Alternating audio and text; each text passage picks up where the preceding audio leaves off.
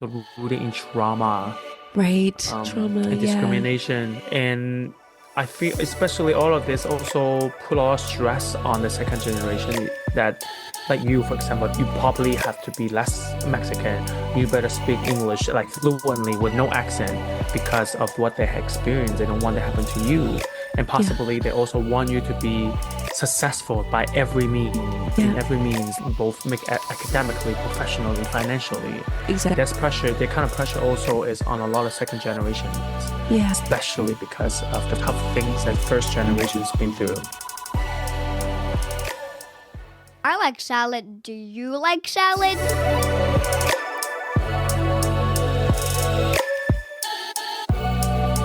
Welcome to Canadian Salad. A fun, factual, and friendly podcast about culture and integration in Canada.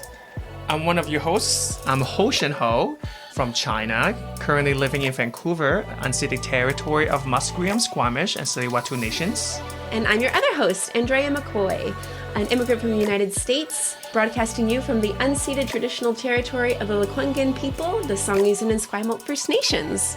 And you're listening to Canadian Salad. We're here to talk about second-generation immigrants and the journey that is kind of a little bit more complex sometimes than those of us who have recently immigrated, first generation. Exactly. Yes. So today's topic is going to be about second generations, and neither one of us Are. second I'm the second generation to have a mustache. I What? do pluck it, but I used to wax, but not anymore. So Not are you the anymore. second generation of anything? I am the second generation of nothing. Let's just say Of that. nothing? Oh, nothing, Hoshin, yeah. you are a record breaker. You are laying the ground Exactly. for the next 'Cause generation. I'm this That's right. trailblazer. You know, Yeah, I the lead. trailblazer. Yes, Yeah, that's I'm right. the That's trailblazer. I lead everything, baby. right. You do. Yes, crop top and all. But I love it. but since neither of us is a second gen, but what do you think being a generation is like? You know, like your Ooh. son is a second gen. He is a second gen. Yeah. What do you think his challenges is going to be when he, get older? Oh, I mean, already he's growing up with social media. He's not growing up with social media, but he's growing up with technology at a pace that I never, ever experienced. He is growing up with psychology development that is far more advanced than when I was growing up. People are much more aware of neurodiversity or different learning styles or learning habits or things like that. So Mhm. I would say, and I think this ties into our topic, but I would say there's a little bit of jealousy when I think about my son growing up without a lot of this trauma. So I would say I'm a little bit jealous. And I would say that as much as I think the world would be easier for him, I think it's going to be more complicated just because of the problems we've created as in my generation with climate change, with just allowing the Social wealth to get away justice. with things. Yeah, Yeah, social justice, things like capitalism. that. Yeah. Yeah. So what about you? What do you feel like being a second generation would be like? I mean, you don't I'm have a son, but you're a very creative person. yeah. Yeah. No, well, I prepped the episode, so I also read a lot of articles and stories of second generations living here. And in some sense, even though I am first gen moving here, but like my parents still have expectations of me, what they want me to achieve living here. So like I think through that I can sense how a second gen would feel. Because my mom still sometimes would say things like, oh, I sacrificed so much just so you can have a better life in Canada. You should be grateful. You should try your best always to live your best life so you lift all of us up, kind of thing. So I definitely feel like if I definitely feel like a second generation immigrant have to go through a lot of these kind of expectations Yeah. that they have to like somehow be successful, even more successful than their parent, because their parent would tell them that they move here with so much, again, so many odds, and just so that you can born here and be whatever you want to be and have easier life. So you should definitely do better, kind of thing. Right. So I Right. think that kind of expectation and stress and pressure will be very Mm, daunting.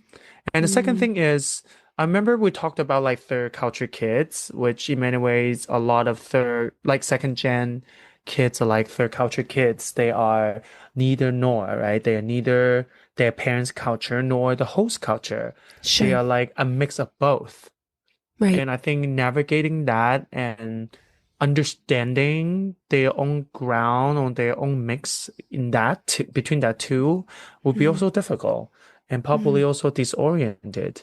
Mm-hmm. So I think that would be a lot of challenges in those areas. Yeah. Yeah. And I don't Hmm. know, I think we're both creative thinkers, but I think it would be hard to imagine what the second generation actually is going to turn out. You have your experiences, you have the dents in your armor, so you know what is out there. And then you hope that next generation is respectful of the dents that you had. But maybe they're Hmm. not. Maybe it goes right over their heads and they're not paying attention and they're being disrespectful. That is not easy to just be like, whatever, no big deal. There is a sense of, I would say maybe I would feel bitter. I would feel a bit like you're so entitled. You just have no idea how many barriers I Yeah. had to break down in order for you to be where you're at now. I don't know. Yes. I think a lot of first gen will have that kind of, yeah, maybe jealousy, maybe like a misunderstanding sometimes even. Yeah. That, oh, I have to go through so much. That's why I'm like, keep my head down. That's why every little thing I get, I'm like grateful. And why are you like, now have so much, life is so easy for you, not even work Yeah. harder than I do and Right. complain so much, you know? So I think there's definitely a lot of this misunderstanding there, mismatch there. Hmm. And yeah, so that's what we're gonna unpack today. Yeah. Okay. Yeah, Let's do it. Let's do it. let's do it. The first thing, as I mentioned, is this kind of identity conflict. Um, we have talked about very extensively in our episode about third culture kids, about navigating two cultures for specifically to a second generation.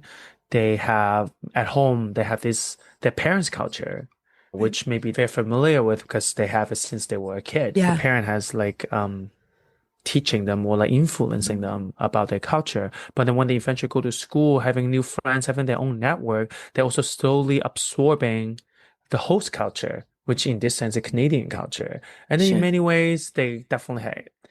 In many ways, there's a lot of areas that does not match, obviously. For example, the individualism and the collectivism must be very different, for example. Mm-hmm. And so second generation immigrants often have to grapple with balancing their parents' cultural heritage and the Canadian identity that they're exposed to, right? Um, and I read like a study called Bicultural Identity Conflict in Second Generation Asian Canadian published in PubMed. So of course that study specifically examined Asian Canadian and their identity among the second generations. The study found that second generation Asian Canadians experience bicultural identity conflict, which means the perception of their cultural differences influence their identity with both cultures. Yeah. So they identify themselves not necessarily one culture or the other. They actually identify themselves as the differences. Wait, so they identify themselves with the differences of their parents and the differences of. Yeah, exactly. A lot of them identify themselves not solely like because like usually our cultural identity is, oh, I was born in this culture, so I identify with this culture. But their identity is formed usually under, okay, Canadian culture and Asian culture are different. I am identified as this difference. This difference is me. Wow. I am this difference. Yes. Wow. So they literally put themselves the identity on the differences, not on the culture itself.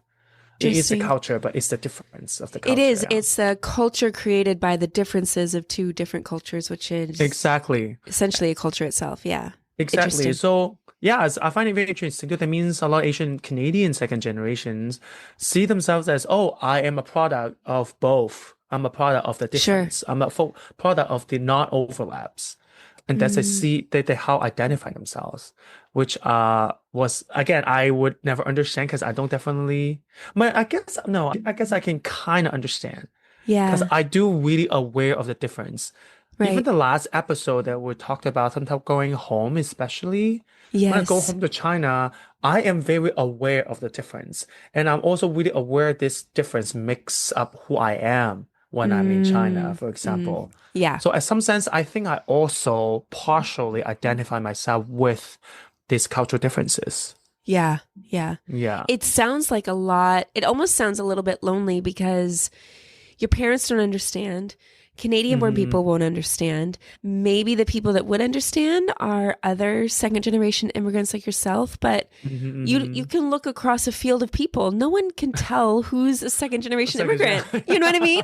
Which is what's so Yeah. great about Canada. But yeah, that would be really, really lonely, I would imagine. Yeah, definitely, definitely. And then this kind of identification also have a lot of a psychological impact. This feeling of maybe I'm too ethnic for Canadian peers, but not ethnic enough for my parents. Totally. And it adds pressure and mental stress to a lot Yeah. of second gen Canadians. And Yeah. which is the second topic I want to get into is about mental health challenges. Mm. Mental health issues are very prevalent among second generation immigrants, often exacerbated by identity conflicts and societal pressures. Mm. I had found a research that indicates that second generation immigrant youth have a higher risk of suicide attempts compared to both first generation immigrants and non-immigrants. Um, the research have two questions. One is about in your past year, whether you have any suicidal thoughts or through the whole for your whole lifetime, whether you have like suicidal thoughts. One is only focused on last year, one is focused on your lifespan till now for youth. A lot of youth, actually, for past year, it was for the non-immigrants, 14.7% of them admit that they experienced that. For the first gen immigrants, it dropped a little bit, it's 10.8, but second gen increased to 14.6. Yeah. And in Do terms you of know the when this question of study was done? the Do you know study what was done year? 2021. Okay, so pretty Yeah. recent. Okay, Pretty okay. recent, yeah. Yeah. And there is to the second question about a lifetime suicide attempt, whether they ever have suicide attempts, 7.7% of non-immigrants said yes. 4.2 of first gen immigrants say yes. Mm. 4 point like first gen immigrants always have a lower rate somehow in terms of suicide attempts, which indication of mental stress. And then for second gen is the highest is 8.1. I had no idea. Yeah. Like that means second generation immigrants have consist youth. This is report that study is focused Sure. on youth. Youth that has consistently being higher across Yeah. all these questions in terms of either suicide attempts or mental stress in general. Yeah. I can Yeah. only imagine how difficult that is too. I mean, imagine navigating and trying to explain this new world, this host culture to your parents' culture, to your parents Hmm. especially who have Yeah. expectations, kind of like your mom. Um, Be grateful, do this, keep your head down, mouth shut. This is how we've done it. We want you to hmm thrive. And you don't want to hmm dishonor that, and you don't want to take advantage of that. You want to honor your parents, you want to please them. At the same time, you're trying to please this whole freaking world that has excluded you just based on the way your skin and everything else is, and you can't ever be anything else than how people see you. And so you feel that sense of loneliness I probably is just exaggerated. And then it's just like, this is way too much. The pressures to Yeah. perform and to be and to behave and to have an identity that's pleasing both camps. I mean, that just makes me feel overwhelmed just thinking about it. I know it is very stressful. I am keep thinking about like first generations, like me, for example. I think I'm a Okay. first generation. I already have my cultural identity formed in many ways. 'Cause I lived in Yeah. China a lot of Right. years. I know who I Right. am, what kind of cultural practice I prefer. Coming here, because I'm already assured of myself, a lot of it just adjustment, adapting what is here, that is different than what I was, and then what's the balance I can find between. Yeah. And in most of the times, I'm already like coming here, a fully developed adult with a critical mind. I know what to do with it in many ways. But imagine you are as second generation immigrant, as a youth, you are learning both culture at the same time. And then you have this push and pull from your parents and it's a general society outside. And then you are constantly have to make this choice of which side I lean more, which value sets I should adapt. Right. And you were young and you were even not don't have enough like a mental capacity necessary to process all of that, but you will have to. So I can see how stressful that would be. Right. Not to mention, I also want to specifically mention that in a lot of like immigrant family, there's stigma surrounding mental health. Oh, yeah. Sure. Yeah, in a lot of like You immigrant don't talk communities. about it, or it's Yeah, you not don't a talk thing. about it. Yeah, or like your family was like, this is not a thing. You're not crazy. You're not stressed. We've been through even harder circumstances and we are here thriving. So you should too. So that's another part of it, right? And some immigrant communities or families maybe also financially not necessarily great. So there's also barriers for them to access to mental health services. So that's all of that combined makes this kind of a mental health epidemic within the immigrant communities, especially towards second generations, very severe for sure. Wow. Yeah.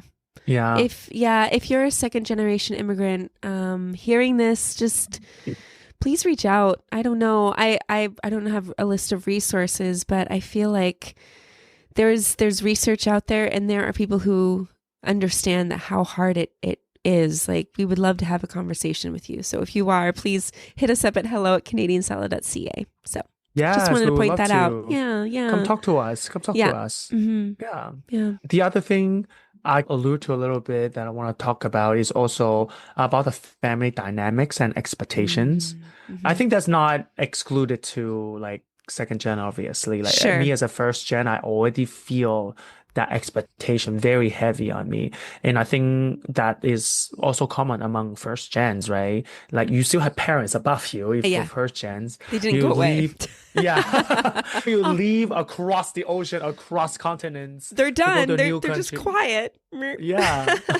You still hear from them like me. Right, exactly. That's what I mean. It's not like you won't ever hear from them or you won't ever still hear what their expectations of how your life needs to be, right? Exactly. Yeah. But then at least they're not there in front of you to keep reminding you how much sacrifice they made, how much you need to work hard. If you live with your parents with that, I think it's a different kind of severity. For sure. Yeah. So like a lot of immigrant families, family expectations can be a source of tension. Yeah. As a second generation immigrant, navigating their parents' aspirations and also their own desire. Because family, again, have expectations, but you also have your own desire. Right. You do. So you have to navigate that and to make peace between those and ease the tension between those can be very difficult. I also like have a study that I found in a BMC pregnancy and childbirth. I found that both first and second generation immigrants' parents experience stress due to differing parenting practices and cultural expectations. And I feel like you probably can speak on that. Because there's like even first gens find that they have when they moved to after they have a kid here, they found that people here had different expectations how you should be a parent, and then they have their own idea how to be a parent, of course, from their own culture, and then also the second generation also feels that because their parent probably teach them one way of parenting, and the society could teach them another set. Right. And then sometimes they also have difficulty of navigating what is the how to say correct, maybe is it correct a right term to use, what is the best way, I guess the best way to teach your kid appropriate way to teach your kid or to discipline your kid or to expect something to your kid from your kid, right? And that is creating a lot of stress and challenges for second generation and first generations too. Yeah. Well, and it does make sense that I was talking to someone who is second generation Japanese here in Canada, Japanese Canadian, and he alluded to the fact that was not allowed to really talk Japanese at home after the Japanese internment camps here in Canada. First generation knew It's safer if you just assimilate and blend in. Yeah. Don't stick out. Don't do anything that is remotely reflective of your culture. But then that leaves second generation, if you go that far to that extreme, which happens with second generation immigrants and first generation immigrants too, which makes a lot of sense. Canada has not been kind to immigrants, but then it leaves them yearning to know, what is my culture? Like, I will say, so I grew up not knowing my mom's Mexican side of the family. And I remember she telling me that when they were growing up, they didn't learn to speak Spanish. Of course, her father had left and he was the Spanish-speaking Mexican member of their family. But it was this idea that, no, if we're already dark enough, we don't want to stick out more by not speaking English. So don't speak Spanish. You're not going to learn this. You're here. You're in America. This is who you are now. And what's in the past is the past, and what is now. And which is a total flip and such a complicated way to navigate your world when we're so rooted to our past and our ancestors, because that's who made us who we are today. And to deny that is, you're asking us to deny that we even have a right arm, essentially. Yeah, it's crazy. Yeah.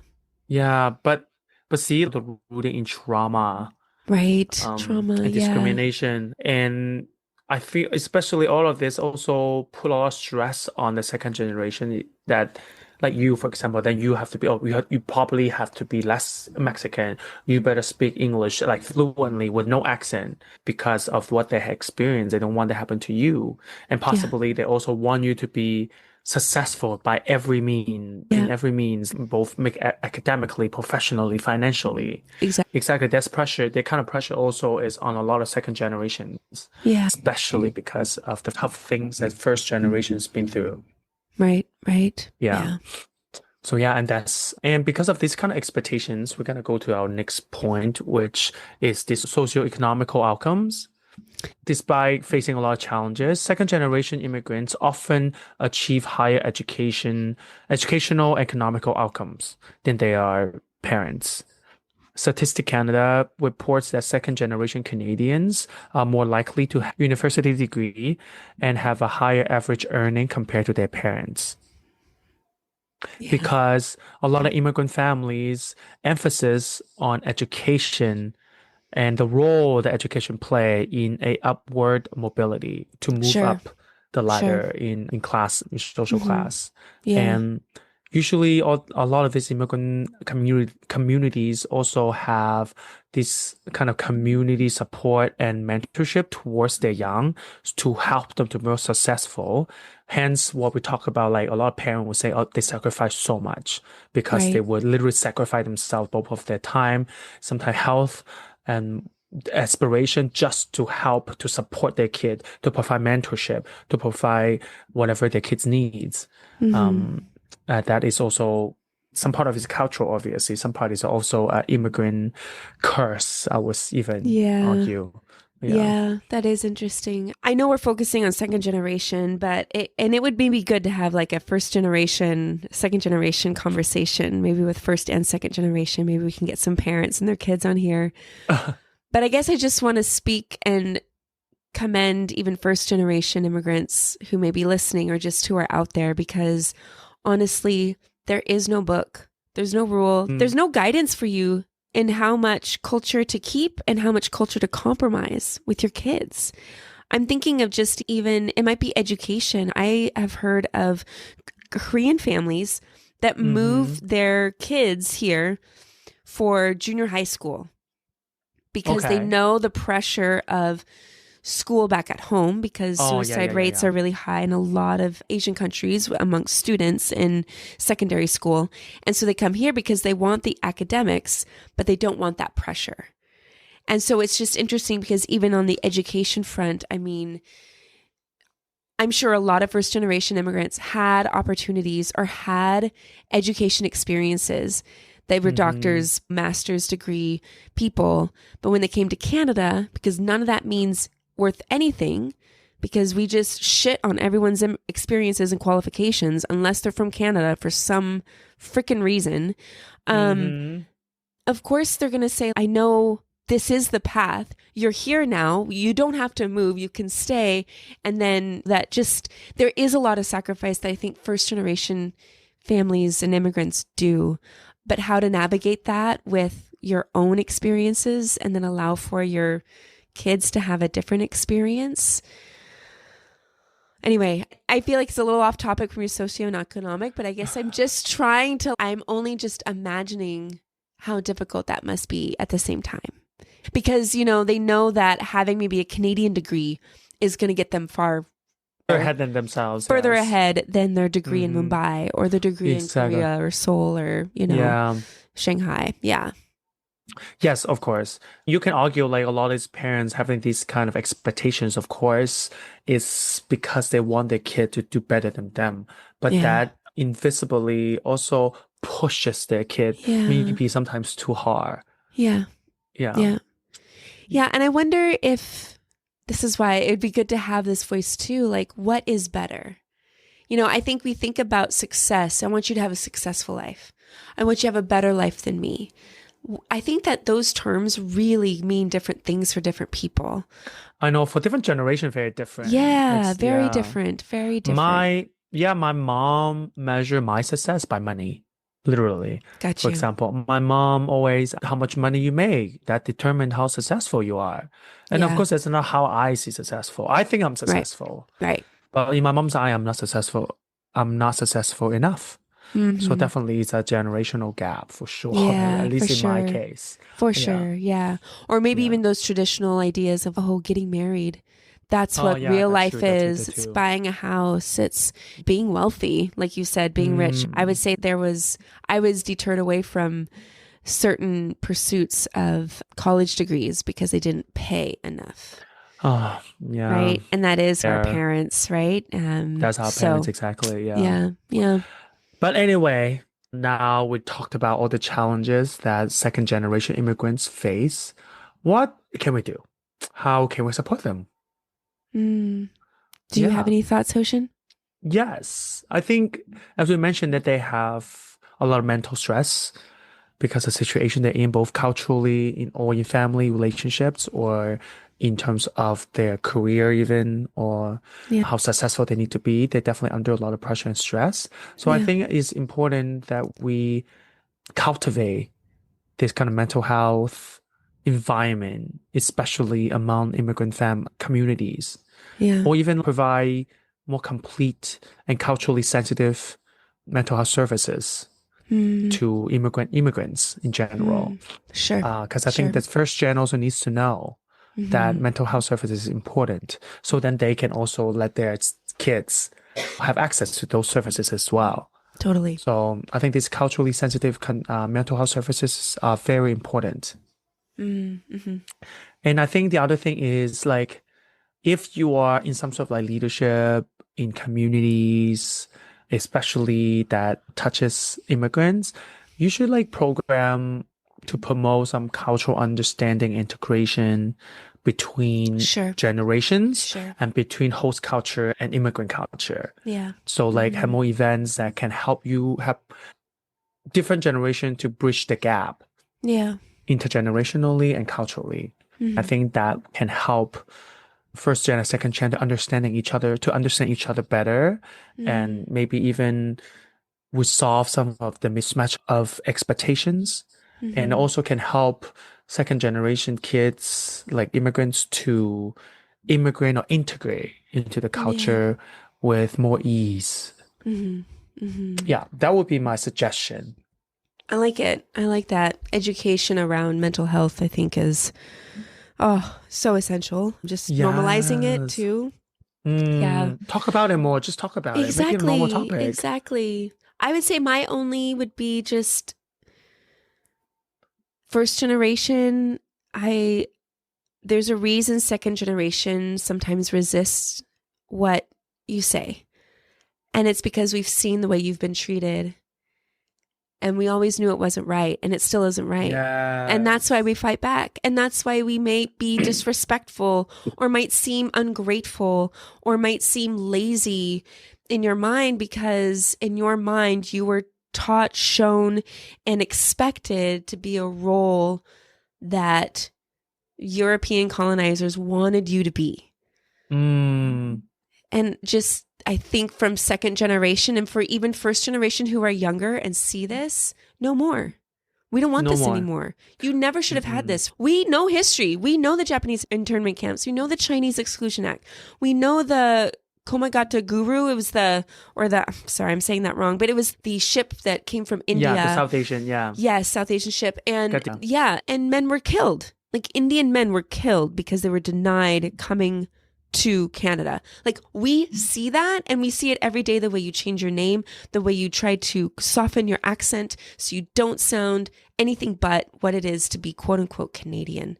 We see that and we just say that No wasn't more. right and no more. And that's why we resist. And hopefully we can have grace for each other, first and second.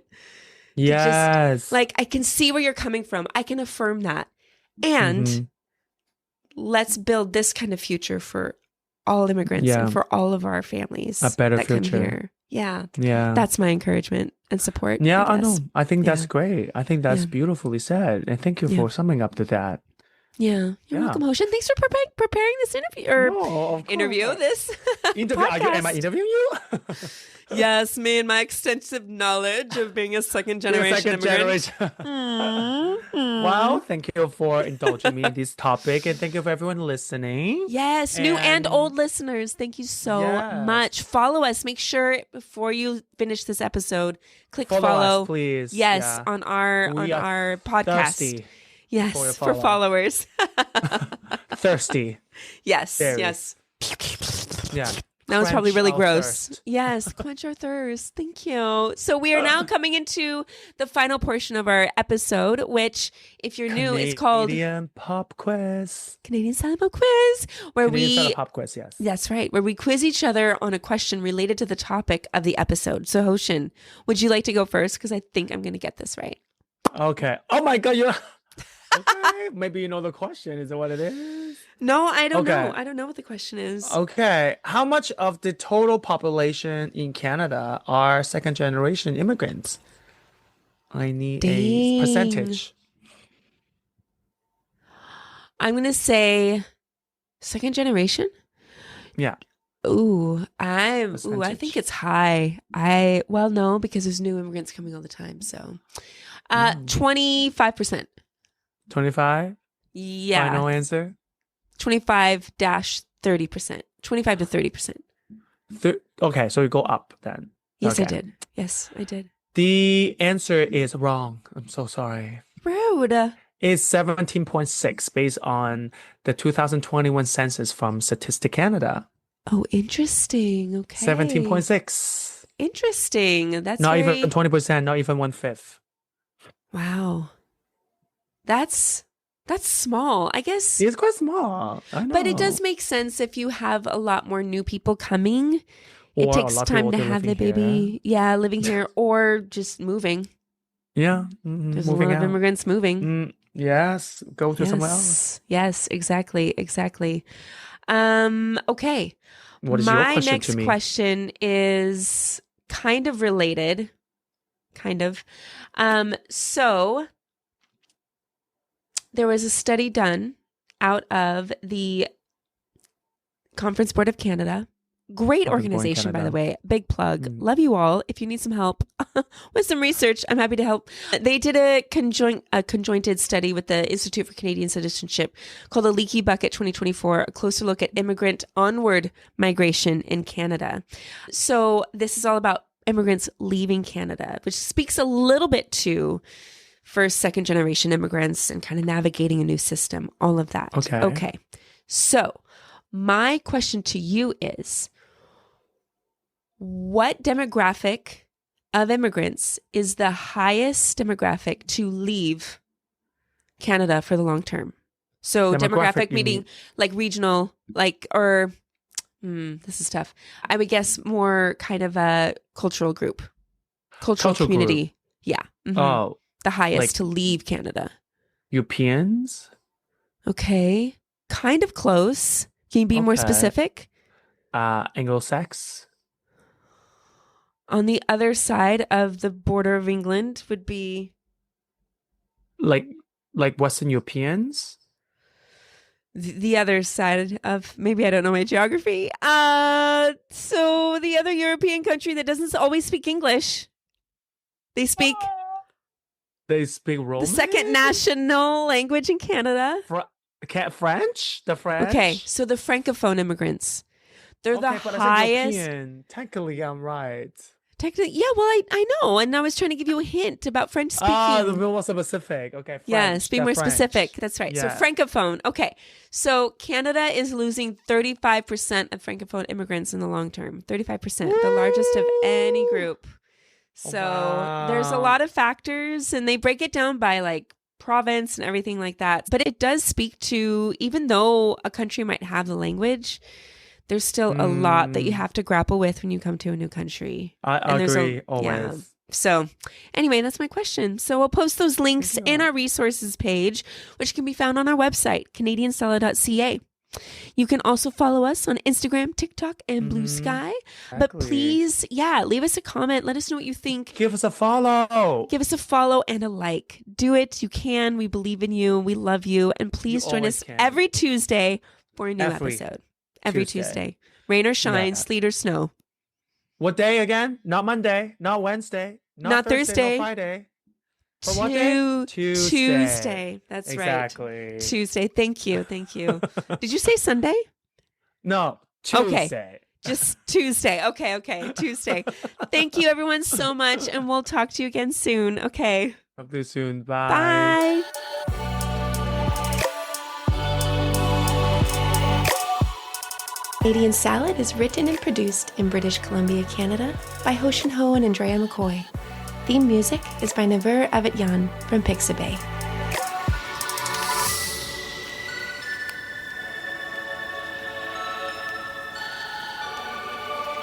This has been a good Drinklin production.